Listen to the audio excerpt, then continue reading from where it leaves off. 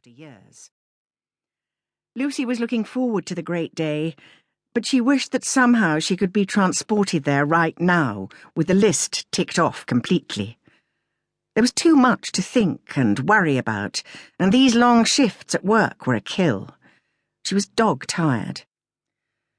She sighed as she searched the computer for a blood result that would make the difference between admission to the coronary care unit or a patient being reassured and sent home.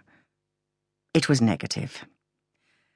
She stood up, ready to speak to the patient, and felt slightly uplifted. After all the stress of the wedding, there would be the honeymoon. She smiled to herself. Rob Werrin was quite a catch, a fit, smart guy who worked in a car showroom and knew how to make her very happy. She adored him and he her.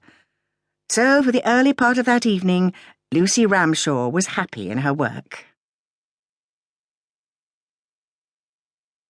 7:30 p.m. The White House. Martha was decorating what had been Martin's study. In overalls and with a shower cap protecting her red hair from the paint spots, she was making very slow progress. It had seemed as though it would be a simple, quick job, splashing emulsion over the walls.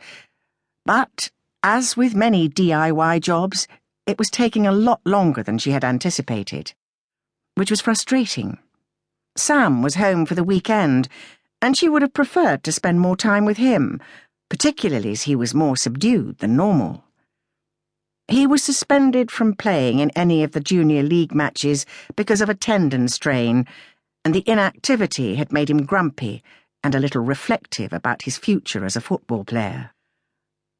Martha looked at her freckle-faced son and wished she could find the right words to console him, maybe even direct him towards more positive thinking. The worst thing was that since he'd been signed up for the Liverpool Football Academy, his erstwhile local friends had drifted away into their own lives. Now, when he came home, he was largely alone, his friends now being the Liverpool gang. She wasn't much good. Mothers rarely are when it comes to sporting chit-chat. The entire clannish football world was foreign to her, and after a few attempts at describing matches, goals, runs, passes, and so on, Sam had given up. She dipped her roller in the paint tray. She had long grown out of the habit of wishing that Martin was here to help her through this, or even believing that he would have dealt better with the situation. He hadn't been a great football fan either. It was a mystery to her where Sam had got this talent from. Riding on the back of this puzzle was the knowledge that Martin had never known this Sam, this teenager with a complicated life, this emerging man.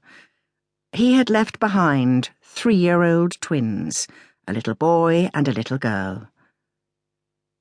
Suki, in a white toweling dressing gown, wandered in frowning. "Mum, have you seen my white top?" "In the wash?" Martha ventured. Suki looked impatient.